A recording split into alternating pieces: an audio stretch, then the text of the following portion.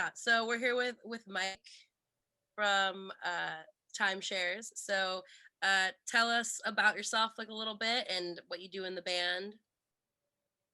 Well, I play bass in the band and I sing some of the songs. My friend John and I, who I've known since I was 13, he writes most of the songs and sings most of the songs. He's just more of a songwriter than I am, I guess. He outputs more music than I can. So he sings most of them. I sing some of them. We sing backups on each other's songs. Our drummer Eric has sung lead on 2 songs. So that's what I do in the band. And I also am kind of the band dad.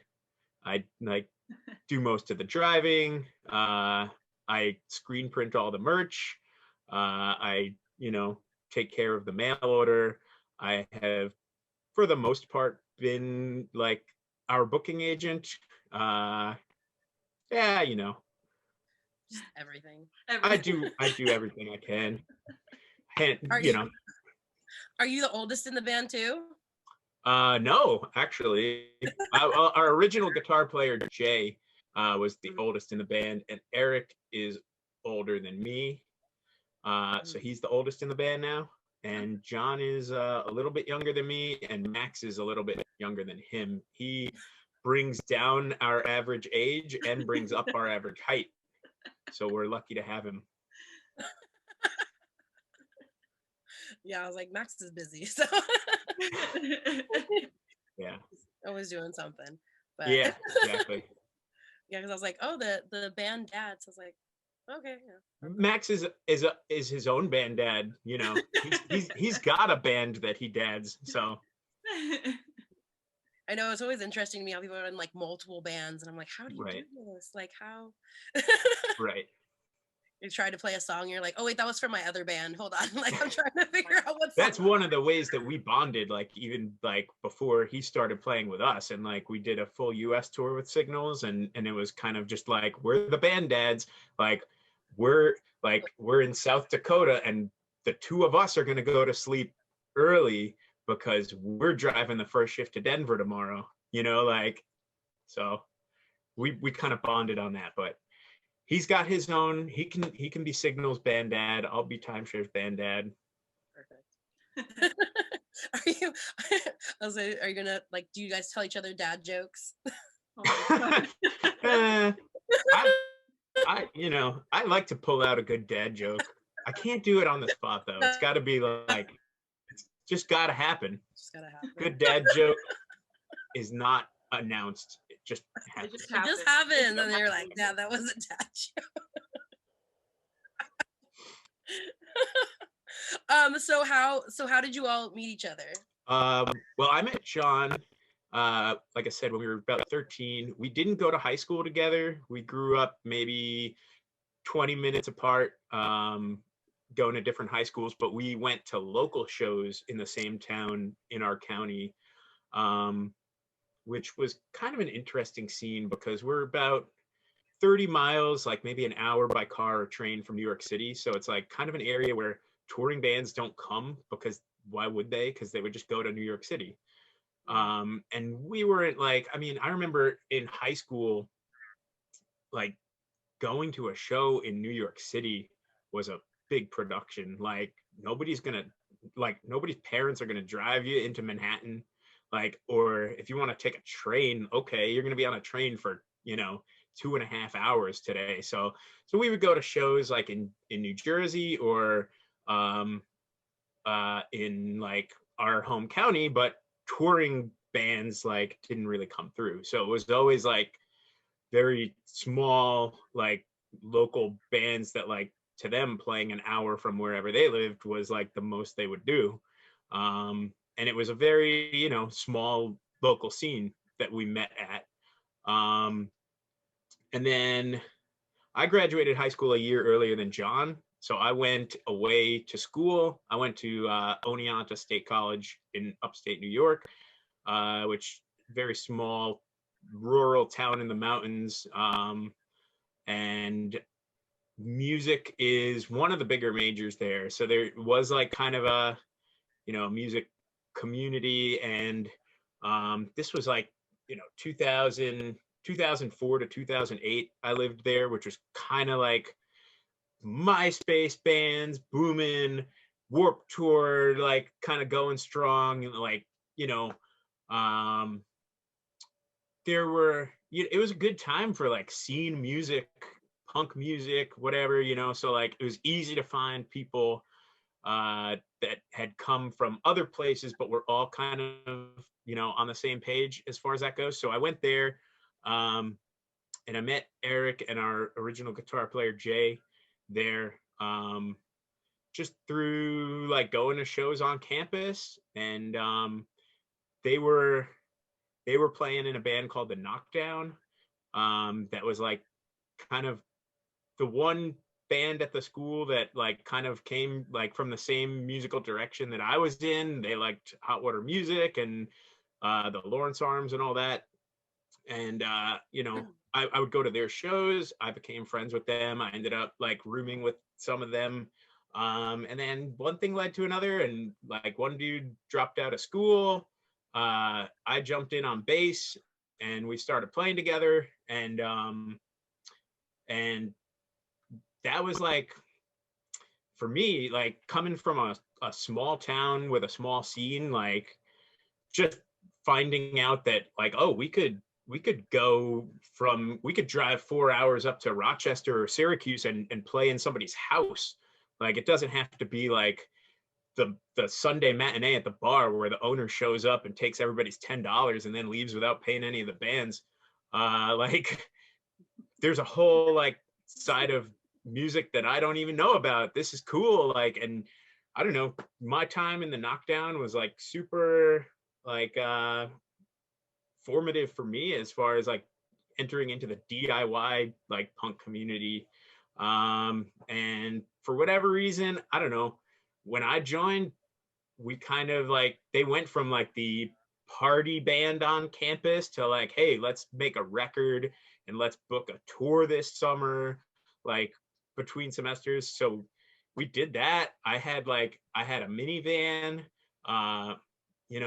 We went and got like $100 trailer hitch and like bolted it to the bottom of my minivan and bought a trailer from a guy off Craigslist and like took it around the country 4 times. And like, I don't know, we just kind of went for it. And at some point, we needed a new guitar player. And I was like, my buddy John from home, he can learn these songs in a day, and he's gone on tour, he can do this. So he ended up joining the Knockdown. And then I don't know, he was in it for like 9 months, and then things kind of, basically the main singer of the band decided to move like pretty far away. And at the time, like I said, we're all in different cities now.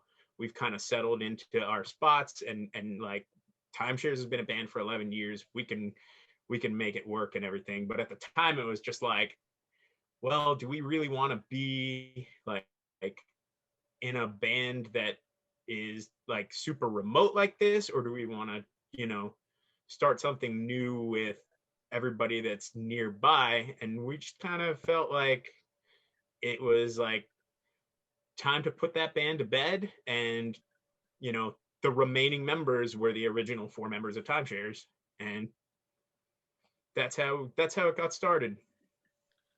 Cool. It was like very thorough. We like that. Oh, good. I can spin a yarn. That's great. So like who are your like major influences like musically? And I know that like Bearable and Already Dead, they're different sounding. So did like the influences change when making those 2 records, or was it just like a shift? You mean different from each other? Yeah. Okay. I would say,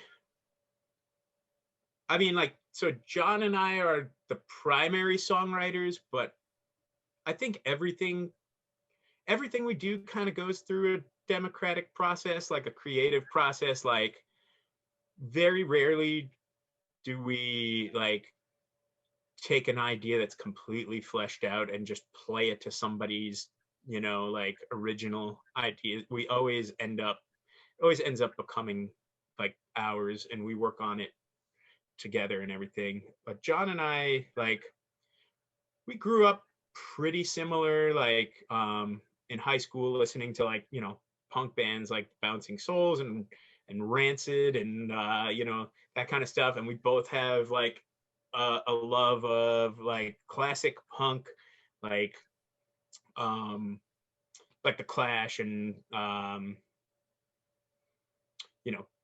classic stuff from the 80s. I was big into Dead Kennedys and like Minor Threat, and he's much more in like pop oriented. Like his first CD was Pieces of You by Jewel. Whereas like I ended up getting more into like hardcore than he did. And I also like kind of went down a rabbit hole of like more scene music in the early 2000s, like Thursday and Thrice and all that kind of stuff that he didn't. So, we have all kinds of influences within the umbrella of punk and whatnot. But I would say the biggest thing that happened between Bearable and Already Dead was we toured our asses off after we put out Bearable and spent so much time in our van that like we didn't want to sit in the van for 8 hours a day and listen to like the same music that we were going to see or play with that night. So we just got super into alt country bands like Lucero and Sunvolt, and like probably our collective favorite band as a band is Drive By Truckers.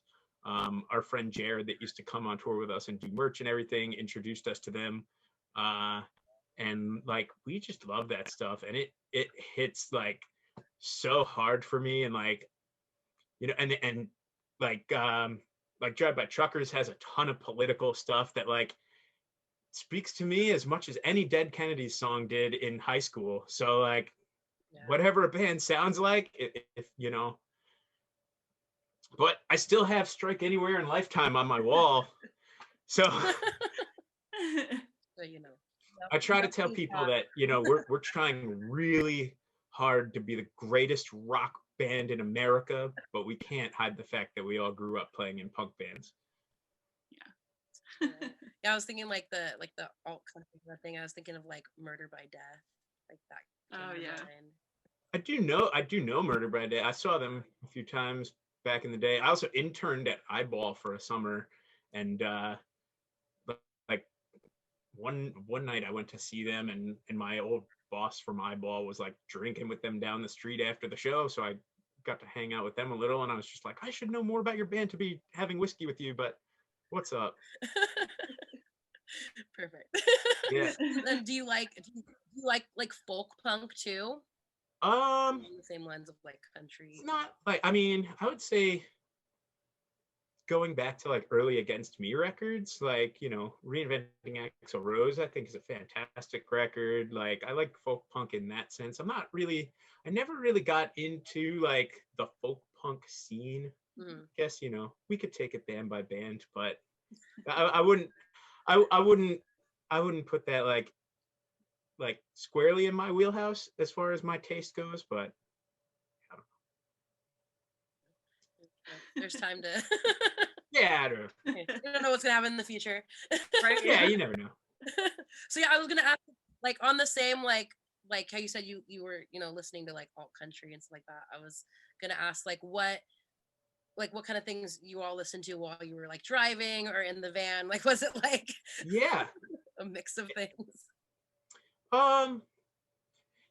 It's a lot of things. I mean, we do put on, punk bands sometimes. It's pretty much, driver's choice or whoever wants to put on anything. We also like we would listen to like This American Life or like podcasts, like or we're just we would spend a lot of time together. Obviously 2020 we spent no time in a van together. So but you know, This is pre-2020.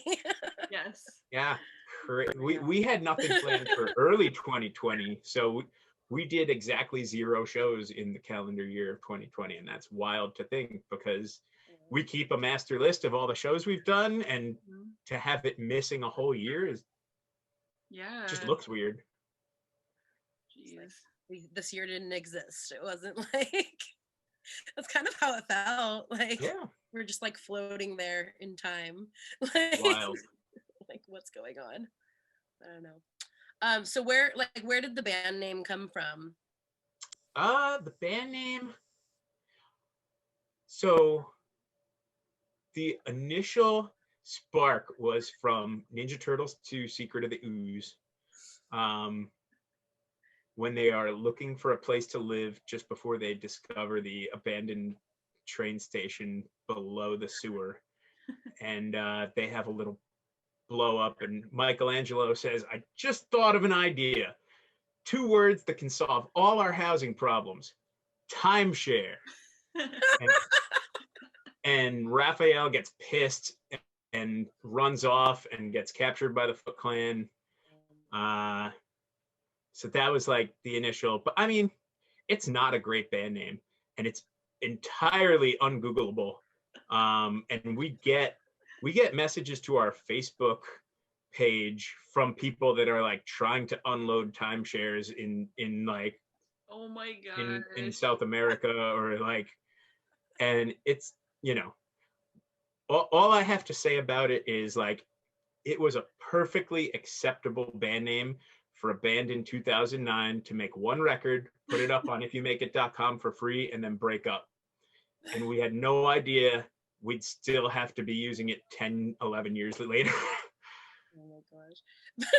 So it was just that, like, no other names were like considered? It was just I mean, there were some really bad ones like thrown into the pot, but you know, like I said before, like we like do everything through a very democratic process. Like everybody has to have their say, everybody has to be happy with everything before we put it out there into the world. And like that's one of the reasons that we haven't done that many like music videos, like just not being able to land on an idea that like everybody feels like they can get behind. Like, you know, we're all very opinionated, very like strong-minded people, and funny enough, like one of the only things that we can all agree on is our songs. Like we're all just like, fuck yeah. So when it comes to like artwork or naming the band, you know, like it's like if we can find something that everyone doesn't hate, like we just got to do it. You know. Yeah. And that's how we ended up with such an adequate band name. You Google timeshares and you're like, I don't want like a timeshare. Right, exactly. You're like, and you have to like, band, okay, no. Yeah. But you know, I wouldn't even know what else to call this band. It's so weird. Yeah, like at this point, it's like, why? I know. Yeah. Names too late now. Exactly. We're, you know. What's up, Raven? Names can be like the hardest part of like starting a band or just anything, like trying to figure out your name for it. That was the other thing too. It was like, you know, we had just you know, come off doing another band at full speed. We were like, you know, playing together. We had songs to play. You know, the 3 songs that ended up on the Timeshares demo that also got re-recorded for Bearable, like we had started working on them while we were in our previous band. But, you know, as far as how much of them creatively came from us, we were like, these are our songs. Like, these can be Timeshare songs. This isn't like, you know, we're taking somebody else's stuff. So, like, it was like, we're ready to go. We have like a demo. Like, we just, you know, we just need the name and then we can start, you know? So it was like, we're not gonna hang ourselves up on this for too long. We just have to pick something and go. Yeah. And one day you're watching Ninja Turtles and and there's the name. Yep. Perfect. Yep. Yeah, because you were, how you're talking about like the democratic process of like being in your band. Like, was that from like the get-go? Like, this is how we're gonna make everything run smoothly, and this is how we're gonna get along in that way? Because you said like you're all I opinionated. think so, because I mean, like, it's an interesting situation when you're like, I don't know, like bands will just form sometimes, and it's like you just turn around one day and you're a band, which I think is kind of what happened with the Knockdown, and then I found myself in it. But with Timeshares, like the forming of the band was such a conscious act that like I was able to like I'm like very much an archivist. So like from day one, I was able to be like, I'm gonna put a folder on my computer, and any like photos that I can track down from the shows or whatever, or copies of the flyers or posters, whatever, I'm dragging them into this folder, and we're gonna have them from day one. And I've been keeping like the master list of shows from day one. And like, I know a lot of bands that are just like, I wish we had that list, but like I didn't even think of it until we had played 200 shows or whatever. So like, I think starting this band, which really was just, kind of reconfiguring our previous band, like a lot of like conscious thought went into it, being like, so what is this band going to be? Because we don't have one songwriter, we don't have one singer. So like, how's everything going to be handled? And one of the, like, I guess part of it was like, we debated for a bit, like, do we want to continue this band, but have it be like, a long distance thing, or do we want to start fresh? One of the pitches that was made in support of starting a new band was like, well, we can, control the process, and like, we can lay out exactly what it's going to be.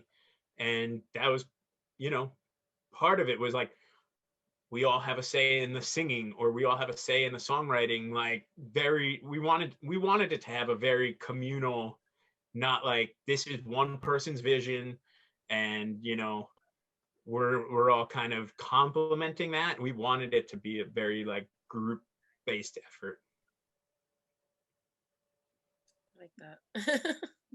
Yeah, because I'm always like, how do they like, how do bands like solve conflict, or like, kind of make it so everyone's voice is heard equally, and Right. and that kind of thing. Because I mean, it is important. You don't want one person thinking that like they're more so into it than like the other person, or their opinions are more important than someone else's. Each band has its own dynamic. I know I've spoken to people that are in bands that are just like, yeah, it's that person's show and I'm just doing my job. And if they're fine with that, if there's no like bitterness, like they're not angry about it sounds really nice to just, I don't know, play bass in a band or whatever. So like you said, you don't have very many music videos, but Right. The Bad Parts music video, I mean, obviously stands out because it's like you guys as puppets, Mm-hmm. and there's like a fire and people watching, and like where did that come from? So at the time we were working with Side One Dummy, and they wanted to do a music video as part of the rollout for Already Dead. And they put us in touch with Johnny Komar, was the videographer behind the video, and he had done some work. He did the video for Restorations on their first record on Side One Dummy, which, oh God, what was the name of that song? Separate Songs, I think. Great song, great video too. So he had kind of done some work with their bands and was just kind of like in the family. So they put us in touch, and we just started talking about ideas, and he kind of pitched this one about us as puppets. It wasn't quite that. It like, and then it just kind of turned into us being like, yes, us as puppets, but what if this like happened or whatever, you know, like, and that was pretty much how we got there. Lit a cigarette and then we're all on fire. I can't think of like anything more timeshares than like a label giving us money to do something and us literally setting it on fire. That reminded me of Against Me, because I have to bring up Against Me in every interview. It's cool. When they did the Thrash Unreal music video, and they told them that they were gonna replace their instruments because like they have like the water and the like wine or whatever coming down on them, and then you know the instruments like got ruined. What they did, they just flipped them over, dried them out. The instruments were fine, but like they still gave them money to buy new instruments. So here you go. Just like, you know, they're fine. We have extra. Now we have extra. Like, we're great. That's awesome. Think of something that pertains to Against Me. I have to think about that video for a second because I haven't seen it in a long time, but I know exactly what you're talking about now. Like, I'm a little tired of living through history right now. Right now. It's getting to that point. Yeah. It's like, it's about that time. Yeah. Yep. Yeah. But, yeah. Well, in more way than one, living through history has been a real drag. Yeah, just layering on top of everything. Yeah. Which brings me to your new song, GTFO. Aha! Perfect segue. Yes. Perfect segue. So you want to talk about the song and you know, all that jazz? The new song. So let's see. So John wrote it and sang it, and he had he'd sent me like maybe a minute long voice memo in a text message with this idea, and he was just like, yo, what do you think about like, I don't know, working on banging out this like 2-minute song and like putting it out on inauguration day. And I was like, fuck yeah, I love it. You know? So we had made some plans to record at some point in the, you know, fall or winter, you know, and it's hard, you know, getting together to do stuff with everybody's, you know, everybody in different places and everybody's doing what they have to be safe and whatnot. And like Max recorded with Signals Midwest back in the fall. I don't know if I should be saying this. I don't know if this is, people have to know that they did this. They post a picture. They recorded with Jay Robbins. And, you know, Jay Robbins, you know, asked them to like all like completely quarantine for like a week or 2 weeks before coming to his studio. So like I couldn't see Max for those 2 weeks or whatever. And then like I also, like I said, I coach hockey, so I'm around kids. And you know, that introduces a whole new level of like, well, is it dangerous to be around you? You know, like whatever. So we're doing everything we can to be careful, whatever. So we had decided to book some studio time at the end of in the fall, I guess. Fall to the winter, and John had said, like, can we add this song into the batch? And then a few things got, you know, kind of turned around a little. There were some exposures and some scares and like, you know, people wanting to be a little more cautious, and a few things that we were working on really weren't fleshed out enough to go in and record them. So we said, what if we like, we'll push the studio time off to like early 2021, but like let's still record that one song. Like we can do it in a day. So we kept one day booked in the studio, and we got together a few weeks before that, worked on it, like recorded a demo of it, and then we just went in, did like one long day in the studio and then a little extra the next day, and that's how it came about. I mean, yeah, I don't know.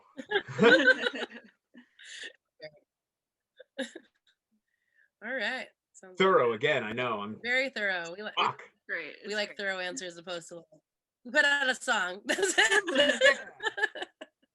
I think I know. Like John actually talked about this on a podcast like that came out I think this morning, and I was actually listening to it. So I was like, oh, this is good because I'm giving an interview today, so I should be well versed on this. Yeah. One of the things he said that I loved was just kind of like everything that this person has done for 4 years has been so big and dumb. So why can't we put out a big dumb fuck you of a song, like as a goodbye, asshole?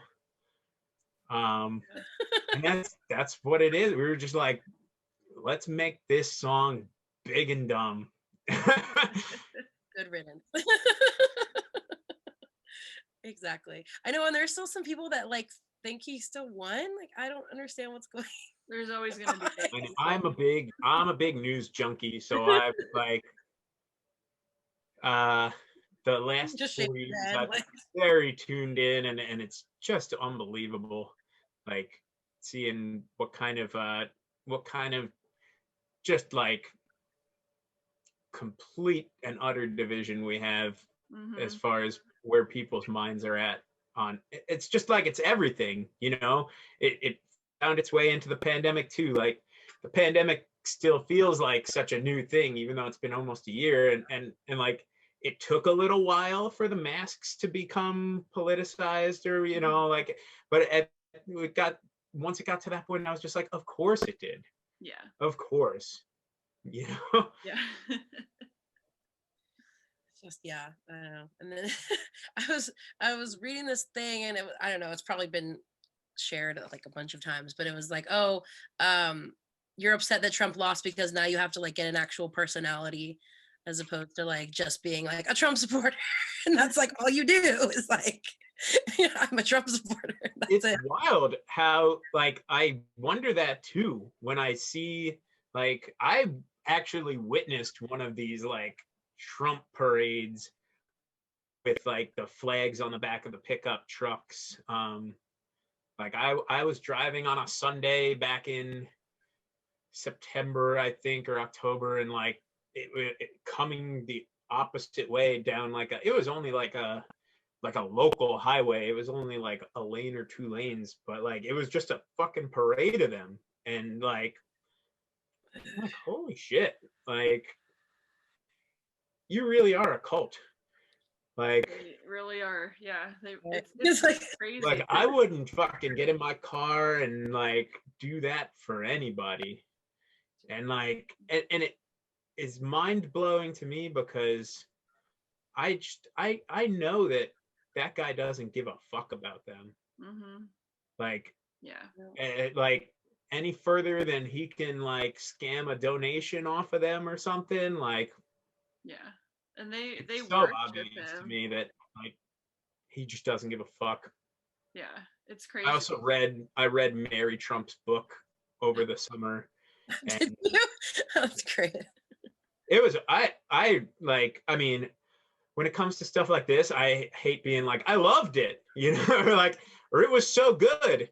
Like, but like it was a very interesting perspective on him from inside his family and inside somebody that, knows him very well, and just like all these little stories, like, like stuff that like had to be, there was like a building that got a building next to Trump Tower that like had some like artistic pieces on the outside or whatever that like should have been preserved as art, but like when he found out how much it was going to cost to remove them and like without breaking them and whatever, he like as soon as he heard how much that cost, he was like, no, fucking tear it apart. Oh my gosh. You know. So Just yeah. and I I'm know. not surprised to hear that at all. So Yeah, just yeah, nothing, none of this stuff surprises me anymore. It's just, you know.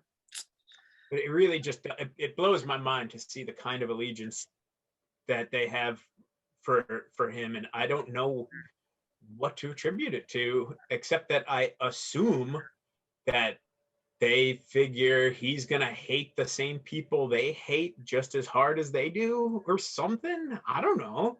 I don't like. And then they get defensive though. You try to ask them why. Guy is so self-centered and like egotistical that I feel like he'd step over them too if they were in his way of anything. Yeah, So exactly. I don't know. We'll see. Maybe like now that he's not on Twitter, maybe can cool off a little. I mean, that doesn't.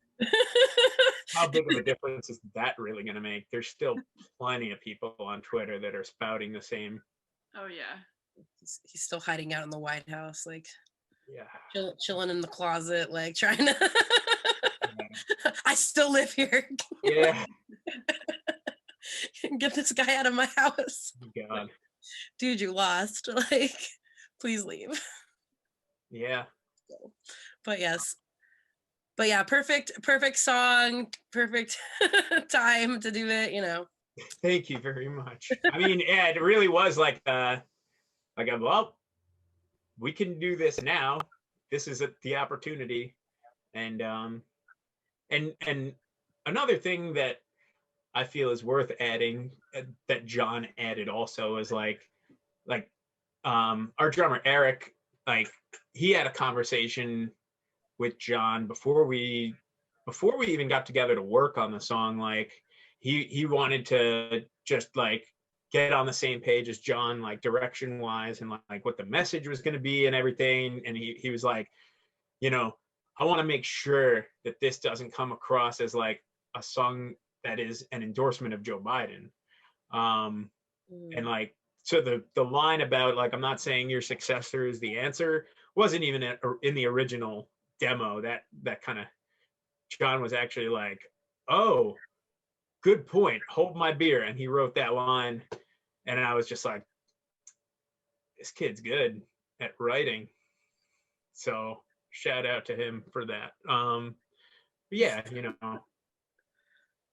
know, yeah, we definitely wanted to include that in there. And you know, we're so far from, you know, fixing everything still. Yeah. We'll see what happens. All we can do is just, you know. Yeah, but you know, for the time being, I feel like, yeah, I feel like I voted for the chance to vote again someday, because I feel like it was in danger. Yeah, like so many. Oh my gosh, and we were, you know, scared for like what's gonna happen to us. Like what, like Right. What are they gonna implement? What kind of, like, it's just, yeah, it was frightening. And you know, people that aren't threatened by, you know, Trump, they were just like, oh, you know, it's not a big deal. Like, Oh, no, I mean, look, did he touch my life directly so much? No, but like, you got to know that he ruined lives, you know, just in a short time. And like, I prefer to punch up. So yes. yeah, Definitely. Yeah. All right. So you put out 2 EPs in 2018. Yep. So on life support and out there. So would you say that they're like sister EPs, or are they like separate kind of project? I would say sister EPs is a good way to describe them. There are through lines with them. We did them in the same studio with the same engineer, you know, like the same same friend of ours played keys on them, same person mastered them. So like they like essentially were, you know, made the same way, but we didn't plan on doing the second one. Like it wasn't, we didn't plan on doing multiple EPs. We had the idea to do the first one, and then the idea to do another one kind of came after that. And then Max did the art for those, and he kind of had the idea to tie the art together, which I love. So yeah, and kind of we're planning on adding to that collection as well. So a third EP. You didn't hear it here, except you did. All right. Yeah. Like, do you prefer doing like EPs versus like what, like a full length kind of thing? I like full length records. I've always like gravitated more towards full length records as a listener, as just like a general like lover of bands. Like, you know, I'm a romantic about bands, you know, like and full length records are the most important thing to me. And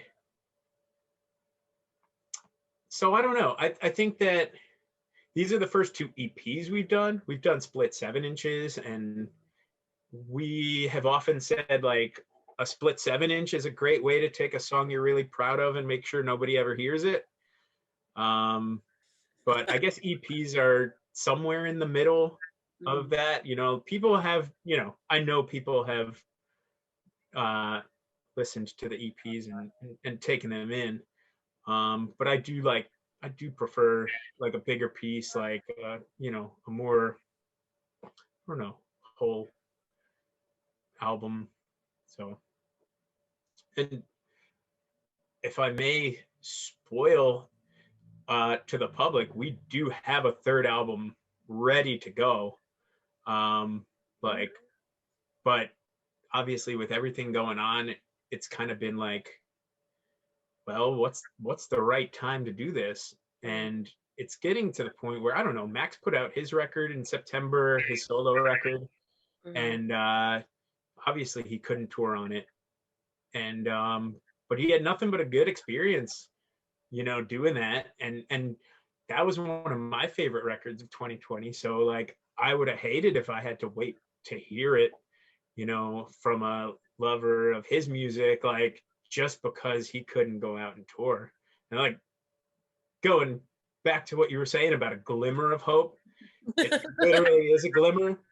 I don't know anybody like in music that has any idea like when we'll be able to play shows again. Like, you know, there's rumblings about you know, the end of this year, but who knows? Like we're so not there yet that like we'll see. We have to talk about it as a band, but there definitely has been, you know, some discussion of, you know, why don't we just put it out there? Yeah. Yeah, you know, I know it. Yeah. I know. It's also like we can't. I also said like we should just put it out there so we can start writing the next one. You know, like because it almost doesn't feel like you can get to work on a fourth LP if your third LP isn't out. Yeah. I mean, you can. I'm sure like bands and artists that are extremely high output are writing 2 and 3 records ahead. We're all Drive By Truckers fans, damn it. So, but yeah, we do have another record that you'll be hearing it from us at some point. Soon-ish. Soon-ish, and you know, and probably another EP, maybe more EPs. Yeah. So who would be like your, like, who's like your dream label to work with? Oh gee, I don't know.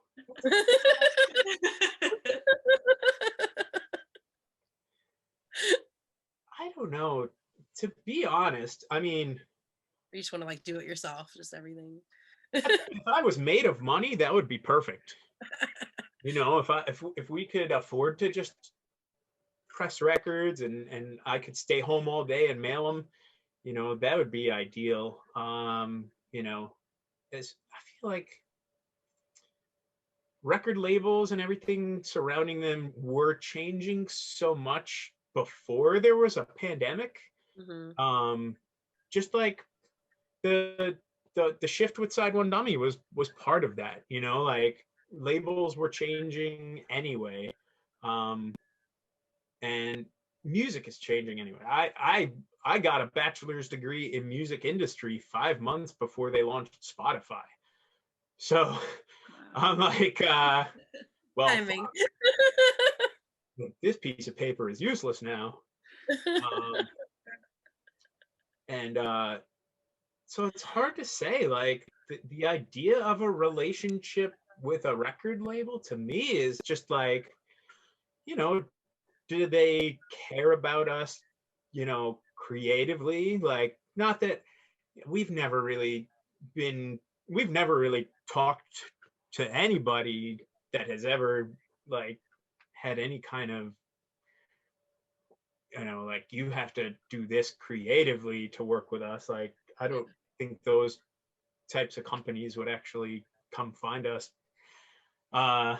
Anyway, but you know, to just be supportive of us doing what we like to do and you know, letting our songs be what they are and everything, and then just, you know, I don't know, I think helping us out with some of the stuff that we can't do ourselves, whether it's press or, you know, trying to book stuff or whatever, and then you know, making sure that we have records to sell. Like, that's really the most I could ask. You know, I beyond that, like any label music that I've loved over the years, it's just like I don't even care. It's like just want just care about us. Care about us, you know, let us do our thing and like have deep pockets. Have deep pockets. Yes. That's we're not a gold digger band. All great qualities. Sounds like a relationship too. Just care about us. Let us do what we want. Have deep pockets. Yes, so that sounded so bad. Fuck. That's great. That's funny. So yes, you heard it here first. This is what they're looking for in a record label. So with the year that 2020 was, like, did you pick up any like new skills or hobbies during the pandemic? Let's see. I pickled banana peppers once. Nice. That was about it. I love like hot pickled banana peppers. Fucking love them. And I somehow ended up with a bunch of fresh banana peppers for free from somewhere that, like, I was like, what am I going to do with it? I didn't realize that the banana peppers I love, you know, whether it's like on a sandwich or in a salad, are actually pickled. I fucking cut a fresh banana pepper and put it in my mouth and was like, this isn't a banana pepper. What the fuck? And then I was like, oh, those are pickled? Okay, well, I better get on this. So I did that. I feel like pickling went along with like the bread making phenomenon of 2020, maybe, because it was really hard to find like mustard seed. Yeah. Or like one of the ingredients. I was just like, everybody must be pickling. I don't know. Let's see, what else? Nothing really new, I would say. I mean, Or picked up anything old that like you would green printing is my main gig and it's my main job. And you know, work has been spotty through the pandemic for all kinds of reasons, you know, like people don't need screen printed shit the same way they did. or maybe they need it in new ways that they didn't before. So it's been a patchy year, and I've had a little extra time, so I've been kind of building out my own shop in my basement, which I've had if I didn't, because it's a good way to save money is to print your own shirts. But so I've been screen printing since we started Timeshares, and I've been just kind of, I built a rack for drying screens, like a cabinet for drying screens in the dark. That was my big woodworking project for 2020, and I've just been like working on turning my basement into like a screen printing shop that like can also be converted into band practice mode at the snap of a finger. So, trying to make the most of the space. That's pretty much it. Nice. It's always interesting. I mean, I mostly play guitar at home. I don't sit there and write songs on a bass because it sounds awful. So having to have played a few virtual shows on guitar was like had to pick up that skill. I mean, figure out how to perform Timeshare songs with a guitar. I'd played one show solo ever before the pandemic, and John and I played a couple of acoustic shows, but I let him do the heavy lifting on guitar. So that was a new, like, wait, how does this song end? I play the bass. Just make up a new ending. Yeah. My live stream. I'll do what I want. Exactly. They don't care. Exactly. Yeah. Raven, did you have anything to add? Can you hear me? So I know like what we kind of ask of everyone at the end of like our interviews is just if you had to pick like a few songs to recommend or describe Timeshares to people who may have not heard of you or have not listened to you, what would they be? Like pick a few of our songs? Yeah. Like okay.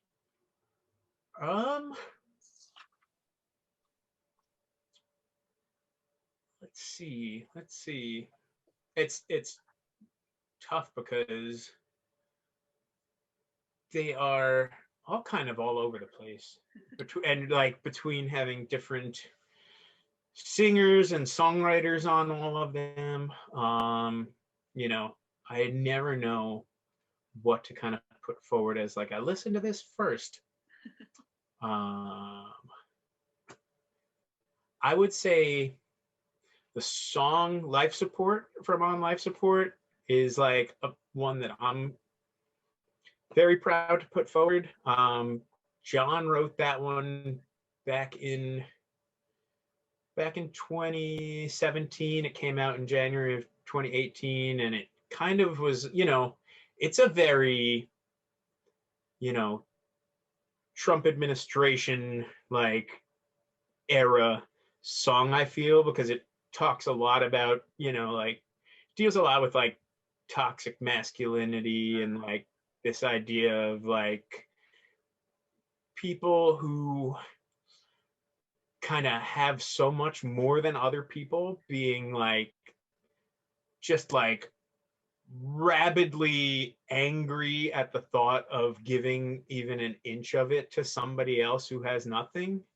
And I think that like as a band, that's a foot that I like to put forward, especially because we're a band of dudes, and we want. Our original guitar player Jay was Filipino and Hawaiian. John is second generation Hispanic and Jewish. So we're a bit of a diverse group of dudes, but we're still a group of dudes. But we want people to know loud and clear that we're we fight for everybody. And you know, and we're listening to everybody. So that became kind of like a flagship song for us for the last 2 years. And you know, I've had a great time playing it. I think it touches on everything that I love that we're doing sound wise since adding Max to the band, which, you know, changed the direction a little bit. You know, Max is great songwriter already, and having him as an extra force to shape where our songs go has been really fun. And you know, we did both EPs with him, so you know, so that's one song. What else?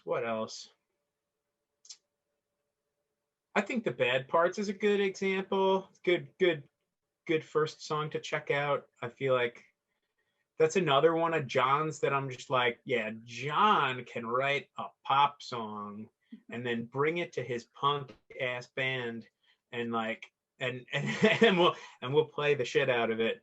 Like we used to joke like, this song should be in a Pepsi commercial or something. We should be getting licensing for this, you know, like. So I you know, I think that's a good one. I think it's just a fun one. I don't know. I guess I could pick one of mine. Let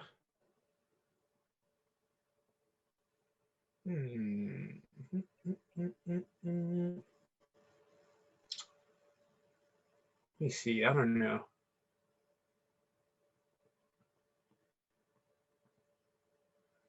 My song Anxious and Aspie off the On Life Support EP. Go deep into like mental health and emotional stuff, and I feel like that's another, you know, through line to our music, and you know, people should check out that one. I don't know. Anything that shows off our love of alt country is always fine in my book. John's song Ladder, or like some of the songs on Already Dead, like Same Day Different Week. Yeah, we love a little twang. Nice. I was like, perfect. Was that 5? I don't know. I don't know how many songs that was, but Good. That was probably like 5. I don't know. I probably went over. I don't know. We have a lot of songs. I forget about them sometimes. Yeah, it was a good mix for sure. Okay. A little bit of everything. Yeah. A little bit. Like that. So where can the people find you? What are like your socials and all that? Yeah. We were lucky enough to get just Timeshares for Bandcamp and Instagram. Pretty much anywhere else, it'll be Timeshares Music. Okay. Twitter, Facebook, which is such a waste. It is. Yeah, I do most of the Instagramming. John does most of the Twittering.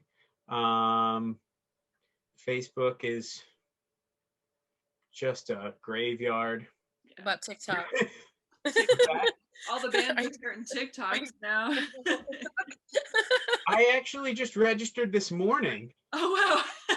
Yeah. Timeshares Music on TikTok, people. Damn. We're following Jason, Isbell, and Pup. Nobody's following us, and we have no content. But It'll get there. This was a discussion we had because we put out the boot, you know, last week, 2 weeks ago, I don't know. And I was just like, first of all, I don't want to sound too Abe Simpson, but we were just like, God damn, we spent a whole day recording this song. And then like the next day, Bernie Sanders gave us all free socialized viral content. Like we could have saved $600. That Bernie. And you know, we're bitter bitter men in our early 30s when it comes to music sometimes. So, but yeah, I was like, we were in our group text and I was just like, guys, fuck. I posted about the song on Facebook and we have probably, I don't know, 6,000 followers on Facebook or something. And like, Facebook will tell you straight up, like 85 views or 200 views. And I'm like, this is criminal.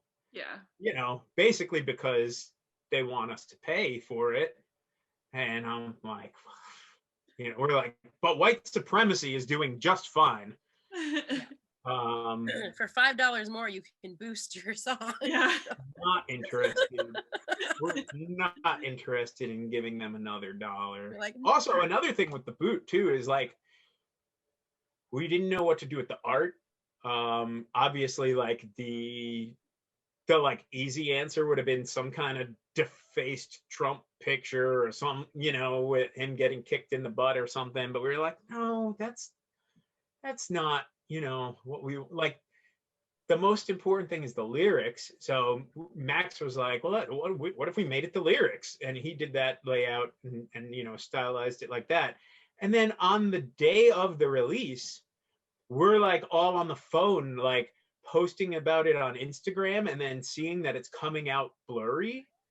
And we're like, and Max is like, I don't understand. I don't know why this is happening.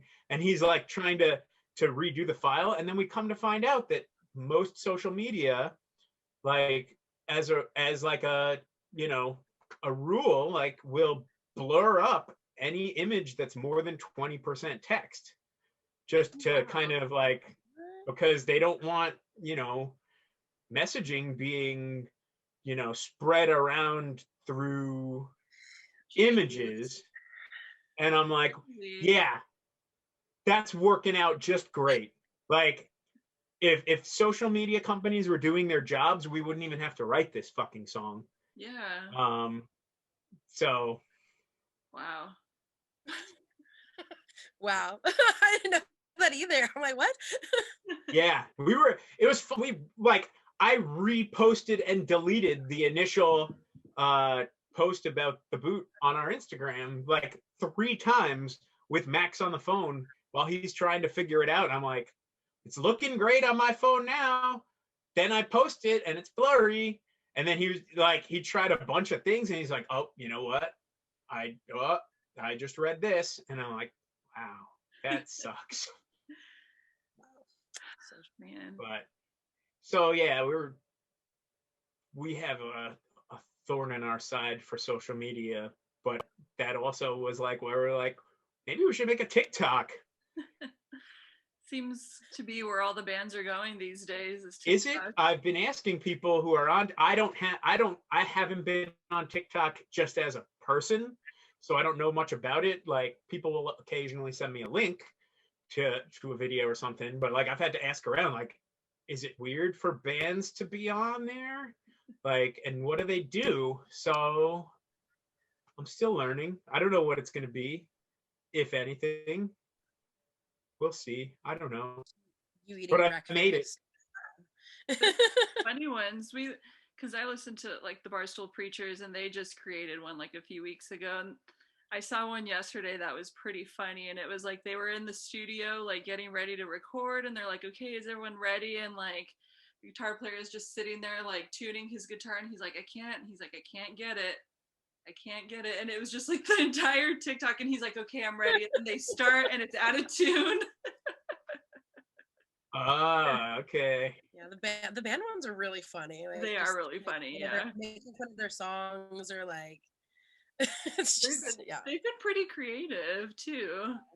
Pretty creative people. I'll see what we could do. You know, obviously our time together is limited, but you know, I will be seeing those guys soon, and maybe we can, you know, do something with it. We are also like historically great at like going into the studio for a whole thing and coming out of it and forgetting to get any pictures or footage.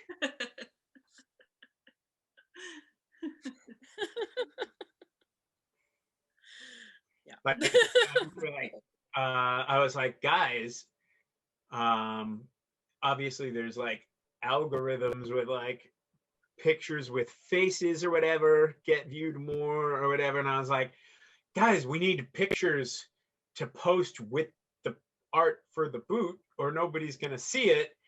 And we didn't take a single picture. Like, we could have taken a band picture in the studio. We were there for 20 hours, but we didn't.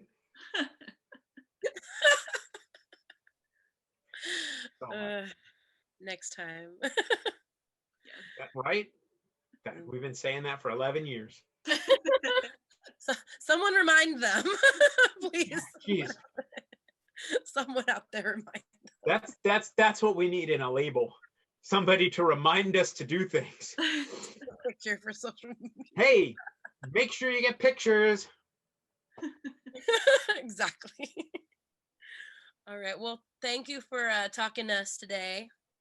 Thank you so much for having me. This was awesome. Stuck in fear and love for bastards. Now you show them the great